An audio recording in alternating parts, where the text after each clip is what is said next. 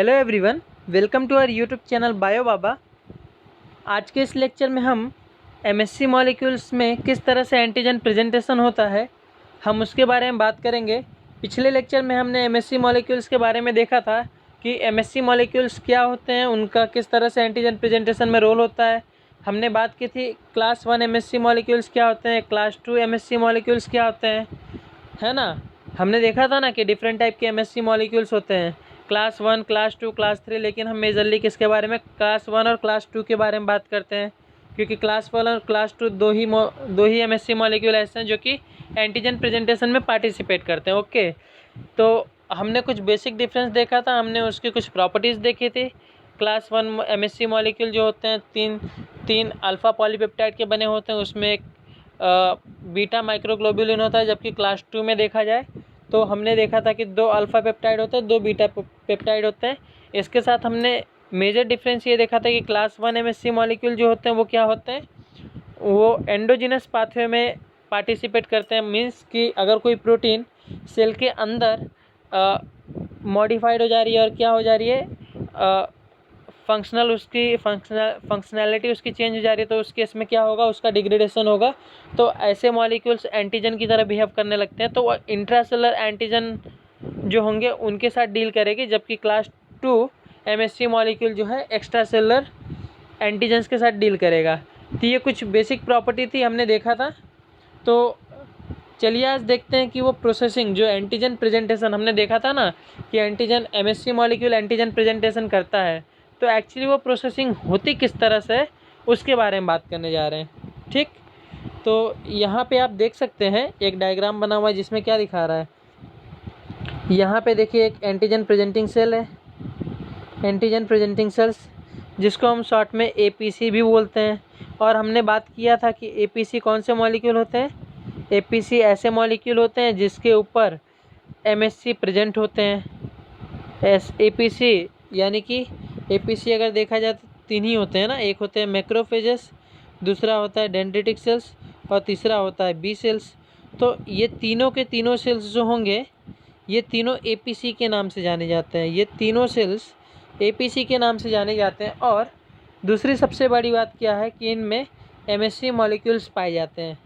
ठीक, MSc molecule पाए जाते हैं। हमने देखा था एमएससी मॉलिक्यूल क्या होते हैं, वो एंटीजन को रिप्रेजेंट करते हैं। तो जैसा कि आप देख सकते हैं यहाँ पे एमएस और ये रहा आपका एपीसी, ये आपका एपीसी है।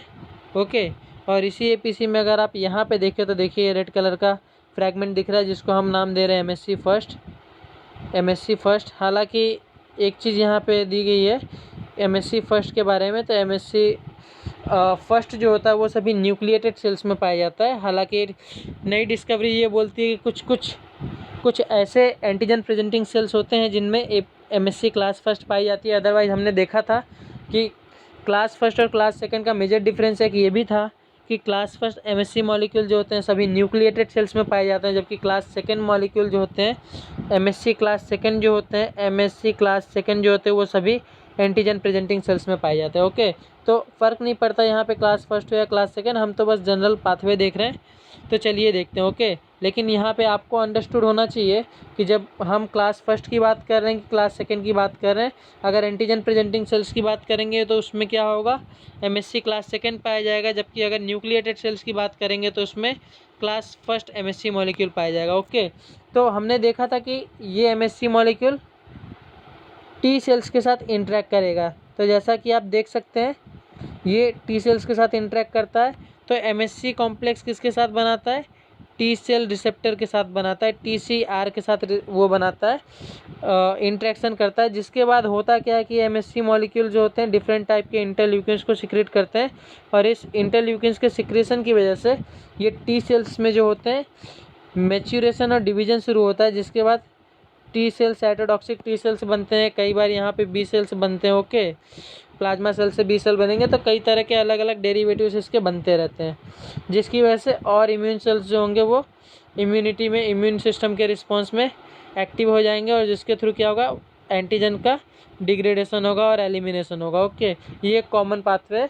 हम लोकेशन की बात करते हैं। लोकेशन की बात करें तो जो हमारे एमएससी मॉलिक्यूल्स होते हैं जो हमारे एमएससी मॉलिक्यूल्स होते हैं, लोकेशन की बात करें तो जो एमएससी मॉलिक्यूल्स होते हैं class first and class second, okay, ये दोनों के दोनों मॉलिक्यूल्स ईआर में पाए जाते हैं। कहाँ पे पाए जाते हैं? ईआर में पाए जाते हैं, एंडोप्लाज्मिक रेटिकुलम में पाए जाते हैं, ओके। दूसरी सबसे बड़ी बात ये है, कुछ बेसिक चीज़ें, बेसिक फैक्ट्स है जो आपको पता होने चाहिए। क्लास फर्स्ट एमएससी मॉलिक्यूल जो होंगे उनका अल्फ़ा चेन और उनका बीटा चेन असेंबल नहीं होता है। इनिशियली जब तक एंटीजन नहीं आता तब तक ये असेंबल्ड नहीं होते, डिसअसेंबल फॉर्म में होते हैं। मतलब ये है कि अल्फ़ा जो होंगे अलग सब यूनिट होंगे, बीटा सब यूनिट दोनों के दोनों आपस में अलग अलग रहेंगे, असेंबली इनकी नहीं हुई रहेगी। एंटीजन जब आता है तभी जाके इनकी असेंबली हो पाती है, ओके। दूसरी सबसे बड़ी बात ये है कि जो आपका एमएससी क्लास फर्स्ट है उसमें, एमएससी क्लास फर्स्ट में कुछ स्पेशल टाइप के मॉलिक्यूल होते हैं, जैसे कि होते हैं ERP57। हम एक एक चीज़ों को देखेंगे एक एक करके, ठीक है, वन बाय वन हम देखेंगे कौन सी एलिमेंट क्या होते हैं, किसका क्या रोल है। तो कुछ मॉलिक्यूल्स हैं, की मॉलिक्यूल्स हैं। ERP57 हो गया, एक होता है ERAP,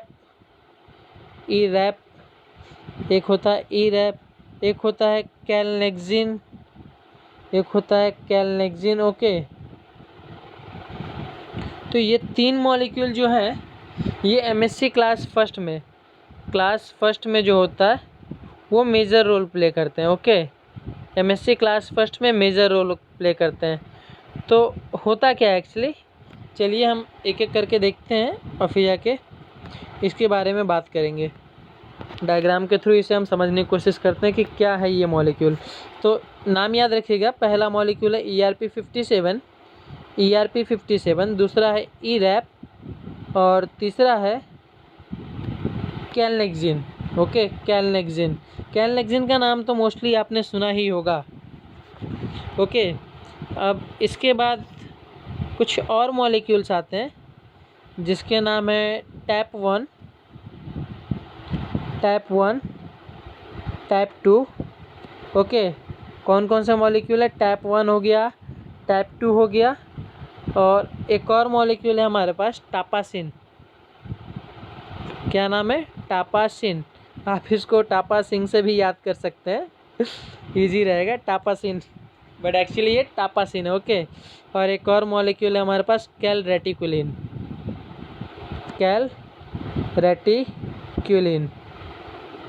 ओके।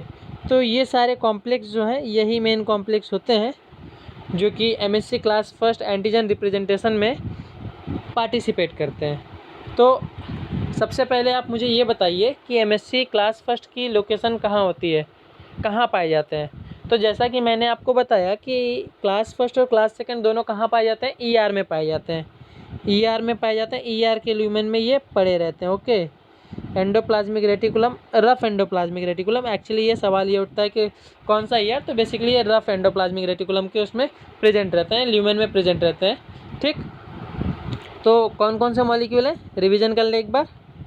ERP57 है, ERAP है, कैलनेक्सिन है, टाइप 1 टाइप 2 है, और इसी के साथ टापासिन है, कैलरेटिकुलिन है, ओके। तो 2 मॉलिक्यूल यहाँ पे हो गए और 4 मॉलिक्यूल यहाँ पे हो गए, तो टोटल 6 मॉलिक्यूल हुए। तो चलिए देखते हैं किस तरह से इनकी सिग्नलिंग होती है, किस तरह से ये रिस्पॉन्स देते हैं और एंटीजन को प्रेजेंट करते हैं, okay. So let's have a look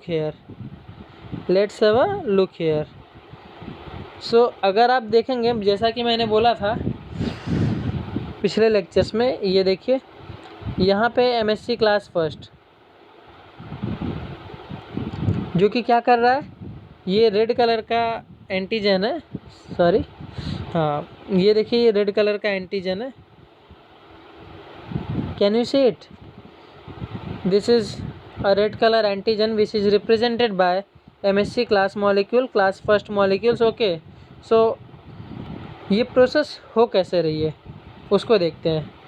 हमने क्या देखा था, एमएससी क्लास फर्स्ट कहाँ पे काम आते हैं? एंडोजिनस पाथवे में काम आते हैं। कहाँ पे काम आते हैं? Endogenous pathway. Okay, endogenous pathway में काम आते हैं। तो सपोज ये कोई प्रोटीन है जो कि सेल में बन रही थी, but due to some reasons they are become misfolded, इनकी फोल्डिंग सही से नहीं हुई, तो ये क्या हुआ, ये मिसफोल्डिंग हो गई। मिसफोल्डिंग होने के बाद ये क्या करेंगे, अब एंटीजन की तरह बिहेव करेंगे। तो ऐसे मॉलिक्यूल्स जो कि सेल में एंटीजन की तरह बिहेव करने लगते हैं, सबसे पहले उनका डिग्रेडेशन होता है प्रोटियासोमल कॉम्प्लेक्स के थ्रू। किसके थ्रू होता है, प्रोटियासोमल कॉम्प्लेक्स के थ्रू, प्रोटियासोमल कॉम्प्लेक्स। और प्रोटियासोमल कॉम्प्लेक्स को हम एक और नाम से जानते हैं, हम इसे बोलते हैं E3 ubiquitin ligase, E3 ubiquitin ligase. Okay, तो प्रोटियासोमल डिग्रेडेशन होता है जिसमें हम बोलते हैं इसको 26S प्रोटियासोमल डिग्रेडेशन। होता क्या है कि कोई भी मॉलिक्यूल जब मिसफोल्डेड हो जाती है तो उसको यूबिक्यूटिन से टैग कर दिया जाता है। यूबिक्यूटिन एक तरीके का प्रोटीन होता है, ग्लाइकोप्रोटीन होता है, उसके साथ टैग कर दिया जाता है। तो फिर उस मॉलिक्यूल को डिग्रेड करने के लिए एक कॉम्प्लेक्स होता है प्रोटियासोम, जिसमें हम भेज देते हैं और उस पर्टिकुलर पेप्टाइड का फ्रैगमेंट बन जाता है। उस पर्टिकुलर पेप्टाइड का ये देखिए अलग अलग फ्रैगमेंट हो गया। ओके, तो अब क्या होगा, इस फ्रैगमेंट को रिप्रेजेंट करने के लिए ये फ्रैगमेंट अब एंटीजन की तरह काम कर रहा है, तो अब इसे सेल से एलिमिनेट करना है। ओके, तो इसको सेल से एलिमिनेट करने के लिए क्या होगा, यहाँ पे ER के ल्यूमन में इसको भेजा जाएगा। तो यहाँ पे आप देखिए टैप करके एक प्रोटीन दिख रही है, टैप करके एक प्रोटीन है। ये टैप है कुछ नहीं, अभी हमने बात की थी ना टैप, दो तरह के टैप होते हैं, टैप 1 टैप 2। टैप 1 टैप 2 ये दोनों क्या करते हैं, ये दोनों ट्रांसपोर्टर्स होते हैं। एक्चुअली ये दोनों क्या होते हैं, ट्रांसपोर्टर्स होते हैं, ट्रांसपोर्टर्स होते हैं। एक्चुअली ये क्या होते हैं, ER के मेम्ब्रेन पे प्रेजेंट ट्रांसपोर्टर्स होते हैं। जैसे ही कोई एमिनो एसिड के फ्रैगमेंट टैप 1 टैप 2 के थ्रू अंदर जाते हैं तो ATP का यूटिलाइजेशन होता है। यहाँ पे ATP का यूटिलाइजेशन होता है, एक ATP का यूटिलाइजेशन होता है, तो ये ATP से ADP में कन्वर्ट हो जाता है। यहाँ पे एक ATP का यूज़ होगा। ओके, याद रखिएगा ये एक एनर्जी डिपेंडेंट प्रोसेस है।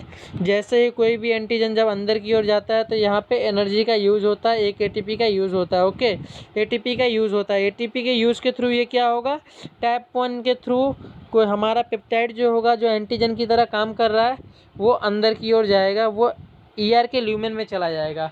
अब ER के ल्यूमेन में जब जाएगा तो ER के ल्यूमेन में हमने देखा था कि ER के ल्यूमेन में क्या होता है, हमारा पॉलीपेप्टाइड हमारा MSC मॉलिक्यूल प्रेजेंट रहता है, उसकी असेंबली होगी।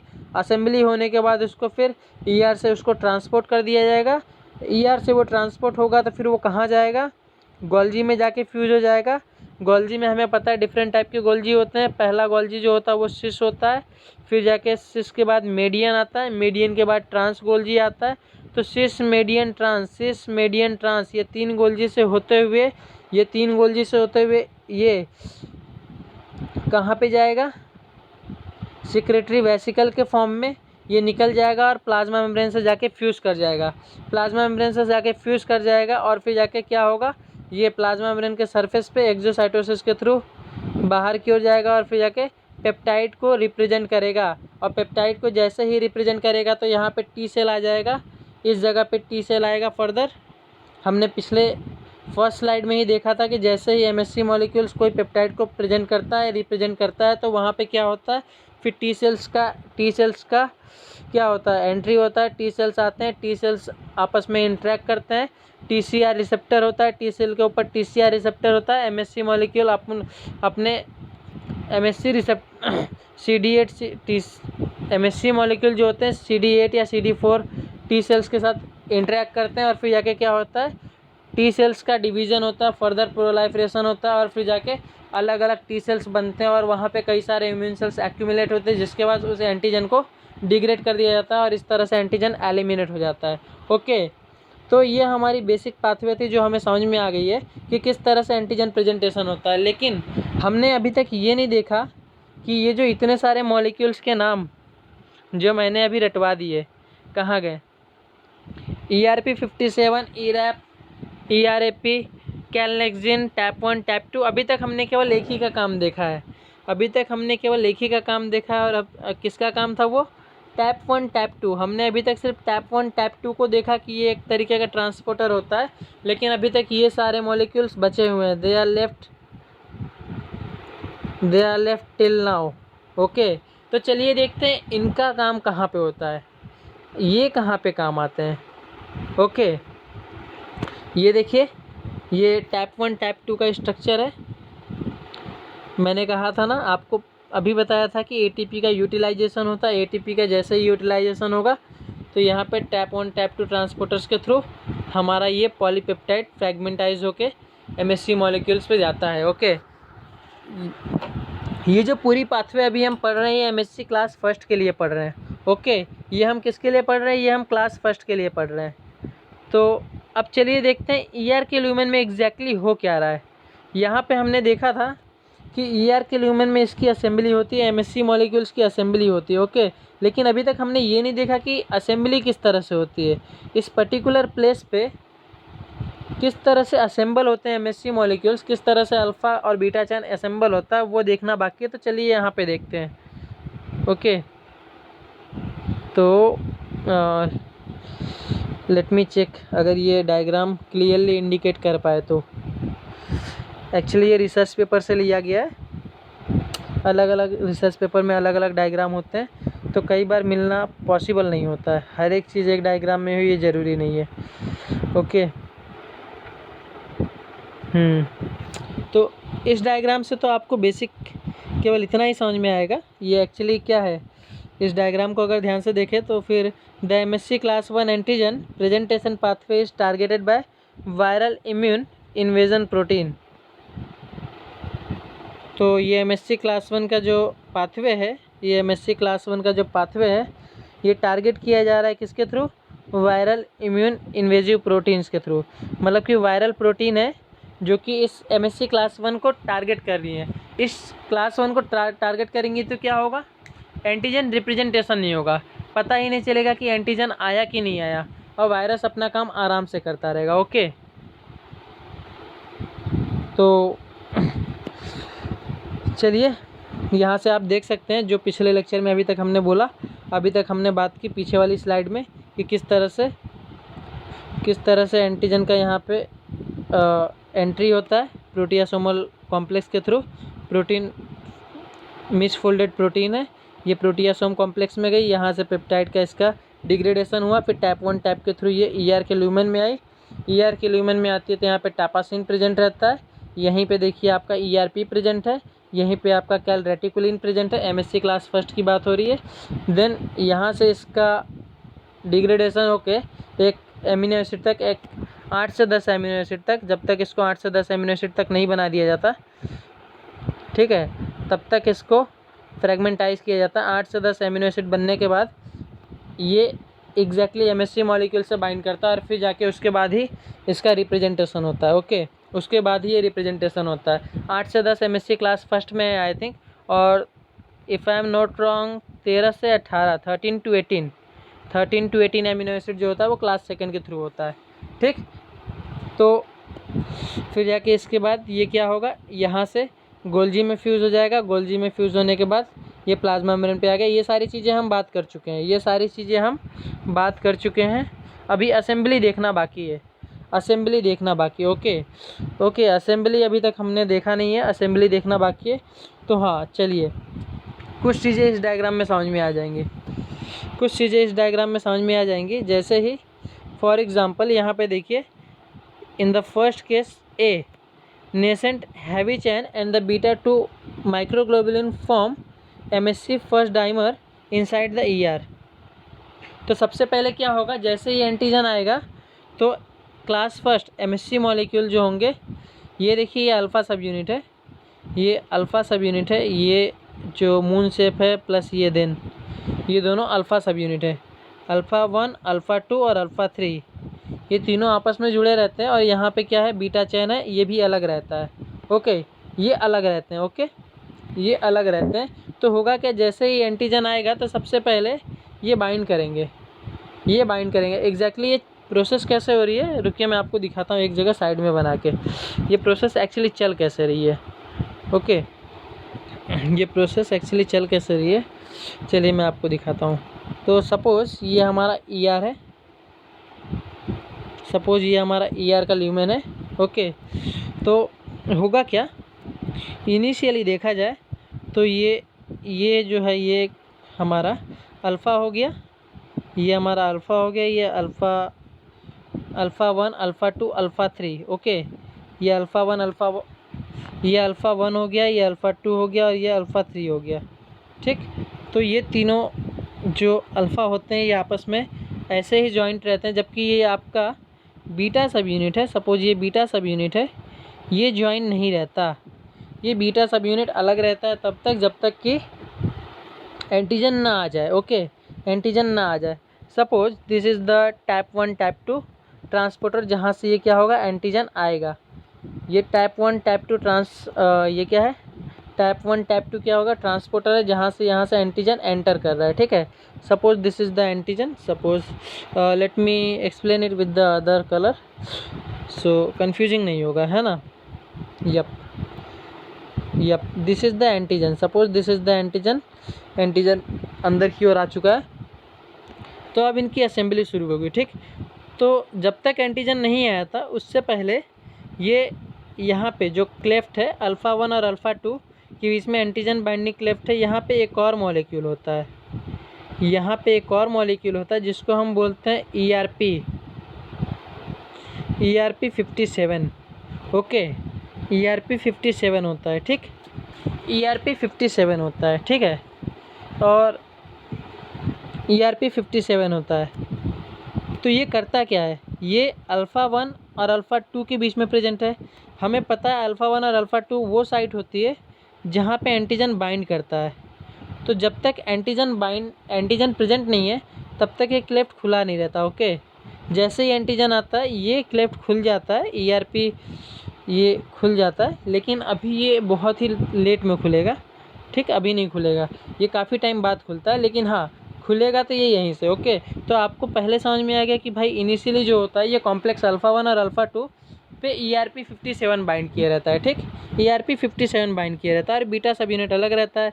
अब एंटीजन आ गया, एंटीजन आने के बाद क्या होगा, ये बीटा सब यूनिट जो होगा इसके साथ असेंबल हो जाएगा। बीटा सब यूनिट क्या होगा, इसके साथ असेंबल हो गया। ये बीटा माइक्रोग्लोबुलिन इसके साथ असेंबल हो गया। असेंबल होने के बाद क्या होता है, यहीं पे एक और मॉलिक्यूल होता है कैलनेक्सिन, हमने बात की थी ना कैलनेक्सिन की, वो इसके साथ आके अटैच्ड हो जाता है। ओके, कैलनेक्सिन क्या करता है, ये इसके साथ आके अटैच हो जाता है। कैलनेक्सिन क्या करता है, कैलनेक्सिन जो होता है ये इस अल्फ़ा और बीटा जो ग्लोबुलिन जो अल्फ़ा चैन और बीटा चैन जो आपस में असेंबल हुए हैं इनकी स्टेबिलिटी को बनाए रखता है। ओके, ये इनकी स्टेबिलिटी को बनाए रखता है। ओके, तो अगर आप यहाँ पे भी देखेंगे तो यहाँ पे क्या लिखा है, in the first line class 1 MSC heavy chain is stabilize by calnexin until beta 2 microglobulin binds. Okay, sorry, एक चीज़ यहाँ पे मैं गलत बोल गया शायद, कि कैलनेक्सिन जो होता है वो अल्फ़ा सब यूनिट को स्टेबल किए रहता है। ओके, अल्फ़ा 1 कैलनेक्सिन जो होता है, यहाँ पे देखिए कैलनेक्सिन यहाँ पे दिया हुआ है, कैलनेक्सिन जो होता है वो अल्फ़ा सब यूनिट को बाइंड किए रहता है, स्टेबल किए रहता है। ओके, तो यहाँ पे भी आप देख सकते हैं कि कैलनेक्सिन है, जब तक बीटा 2 नहीं जुड़ा हुआ है तब तक ये अलग ही है, तब तक ये साथ में है। ओके, लेकिन जैसे ही बीटा 2 जुड़ेगा, ये बीटा 2 देखिए जुड़ गया है, बीटा 2 के जुड़ने की वजह से कैलनेक्सिन साइड हो जाता है, कैलनेक्सिन निकल जाता है और वहाँ पे क्या आ जाता है, कैलरेटिकुलिन आ जाता है। ये देखिए यहाँ पे अगर आप देख पाए तो कैलरेटिकुलिन। तो यहाँ पे क्या चीज़ बोली गई, यहाँ पे अगर क्लियर नहीं हो पा रहा है डायग्राम तो मैं आपको एक बार यहाँ पे बना के दिखा देता हूँ फिर से। ओके, हमने क्या बात की थी अभी कि हमने क्या बात की थी कि अभी तक यहाँ पे एक चीज़ मैंने थोड़ा सा गलत बोला, यहाँ पे थोड़ा सा जस्ट कि हाँ यहाँ पे ERP तो यहाँ पे बाइंड रहता ही है, ERP यहाँ पे बाइंड रहेगा ही रहेगा, लेकिन यहाँ पे कैलनेक्सिन भी बाइंड रहता है। ओके, यहाँ पे कैलनेक्सिन भी बाइंड रहता है। तो ये कैलनेक्सिन यहाँ पे इनिशियली बाइंड रहता है। ओके, करेक्ट कर लीजिएगा, कैलनेक्सिन यहाँ पे बाइंड रहता है। और जब बीटा माइक्रोग्लोबुलिन, अगर ये बीटा माइक्रोग्लोबुलिन है तो जब ये आएगा बीटा माइक्रोग्लोबुलिन आएगा, ओके, तो फिर जाके ये कैलनेक्सिन क्या हो जाएगा, रिमूव हो जाएगा। ठीक, तो चलिए इसे एक बार फिर से देखते हैं, यहीं पे अच्छे से समझते हैं कि क्या हुई पूरी प्रोसीजर। तो यहाँ ये अल्फ़ा चेन है, ये अल्फ़ा चेन है, ये अल्फ़ा चेन है, 3 अल्फ़ा चेन होती है, हमने देखा था। ये एक बीटा चेन है जो कि जुड़ गई है, और जुड़ने के बाद क्या हुआ, जो आपका कैलनेक्सिन था वो रिमूव हो गया। कैलनेक्सिन क्या हुआ, रिमूव हो गया, और उस कैलनेक्सिन की जगह पे एक और कोई प्रोटीन होता है जिसको हम बोलते हैं,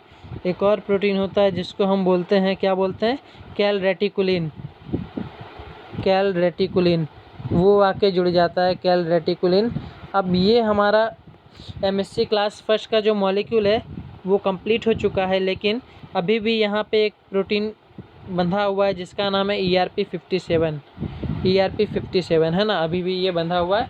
तो ये इसको बोलते हैं पेप्टाइड लोडिंग कॉम्प्लेक्स। इसको क्या बोलते हैं, इस पूरे स्ट्रक्चर को पेप्टाइड लोडिंग कॉम्प्लेक्स बोलते हैं। ओके, तो पेप्टाइड लोडिंग कॉम्प्लेक्स बन चुका है। अब ये पेप्टाइड लोडिंग कॉम्प्लेक्स का क्या होगा, ट्रांसफ़र होगा। इस पेप्टाइड लोडिंग कॉम्प्लेक्स को टाइप 1 टाइप 2 के पास लेके जाया जाएगा। ओके, तो एक बार हम इसे देखते हैं डायग्राम के थ्रू। यहाँ पे डायग्राम दिया हुआ है, इसमें नहीं, इसमें yup, this is the actual diagram, you can see it. Calnexin is released in the second diagram में देखिए क्या लिखा है, Calnexin is released and the heterodimer of the class first heavy chain and the beta 2 microglobulin forms the peptide loading complex with the calreticulin type 1 tap ERP57 and PDI। PDI का मतलब होता है program cell death protein. Okay, PDI का मतलब होता है program cell death protein. तो हेट्रोडाइमर में हमने देखा कौन कौन से कॉम्प्लेक्स होते हैं। ERP57 अभी भी प्रेजेंट है, ERP57 अगर आप ध्यान से देखें तो ERP57 अभी भी प्रेजेंट है, और ये काफ़ी देर तक प्रेजेंट रहेगा।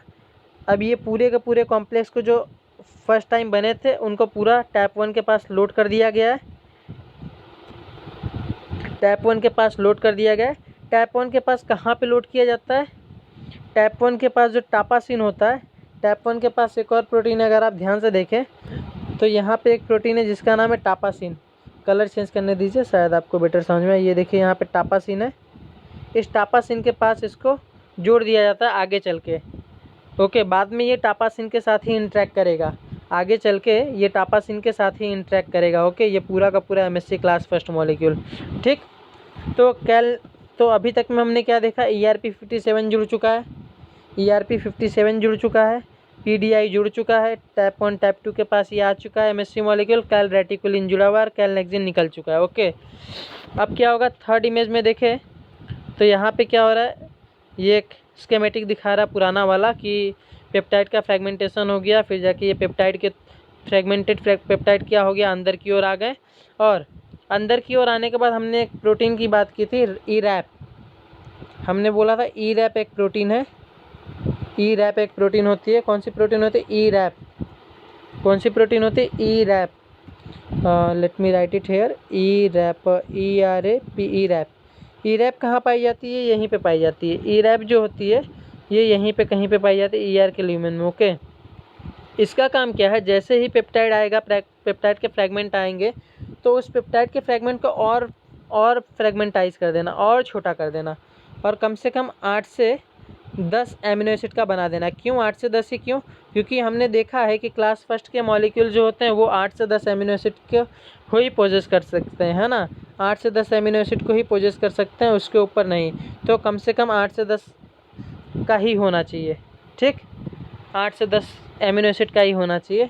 तो ERAP जो होता है इसको क्लीव करने लगता है, क्लीव करने के बाद देन उसके बाद जब ERAP क्लीव कर देता है उसके बाद आपका ये ERP57 रिमूव होता है, देन उसके बाद ही ये ERP57 रिमूव होता है। ठीक, ERP57 रिमूव हो जाता है। ठीक है, ERP57 रिमूव होगा तब जाके यहाँ पे आके एंटीजन बाइंड करता है। और यहाँ पे आप देख सकते हैं कि अब एंटीजन बाइंड कर चुका है। ये रेड कलर का येलो पोर्शन पे, ये येलो पोर्शन पे रेड कलर का एंटीजन बाइंड कर चुका है।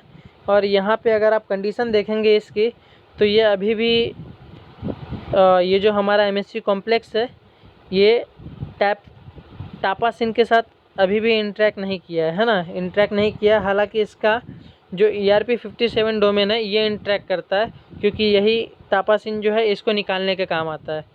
ठीक, ERP57 के थ्रू इंटरेक्ट करके ये रिमूव हो जाता है। ठीक है, अब यहाँ पे देखेंगे नेक्स्ट राउंड में क्या हो रहा है कि यहाँ पे पढ़िए, the class 1 molecule dissociate from the peptide loading complex. अब क्या होगा, एंटीजन पकड़ लिए, class first MSC class first ने एंटीजन को पकड़ लिया। ओके, तो अब इसको सेल में दिखाना है, तो ER से बाहर निकलेगा, ER से बाहर निकलेगा, तो ER से बाहर निकल के ये कहाँ जाएगा, गोल्जी के पास जाएगा। ठीक, तो ये पूरा का पूरा पेप्टाइड कॉम्प्लेक्स विथ एंटीजन है ना ER से निकल जाता है वेसिकल फॉर्म में।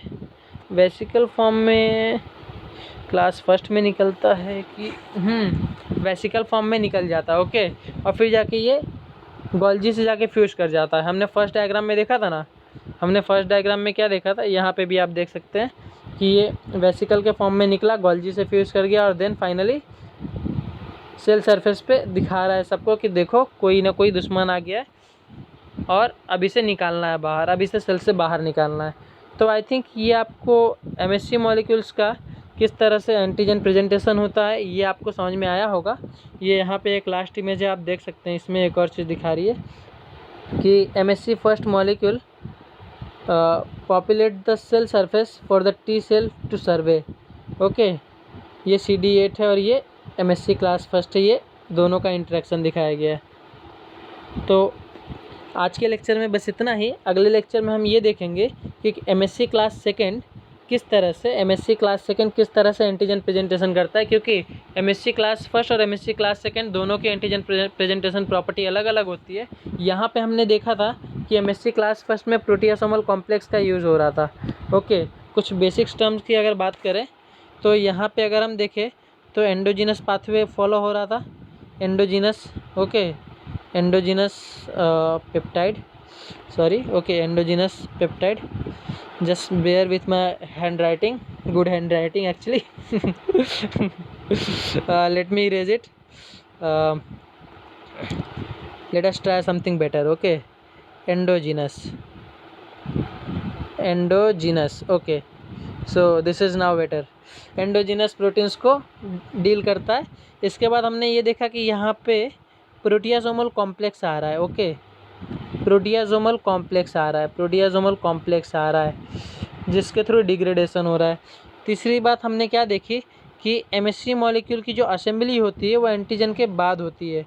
एंटीजन जब आ जाता है तो उसके बाद इसकी this is MSC class first की असेंबली जो होती है वो एंटीजन के एंटर करने के बाद होती है। ठीक, असेंबली, तो असेंबली भी होती है वहाँ पे। और इसके बाद क्या होता है, फाइनली वेसिकल फॉर्म में इसका फ्यूज़न हो जाए, वेसिकल फॉर्म में इसको निकाल दिया जाता है। ठीक है, वेसिकल फॉर्म में। ठीक, ये रिवीजन बॉक्स हो गया, इसको आप याद रखिएगा। नेक्स्ट राउंड में हम देखेंगे कि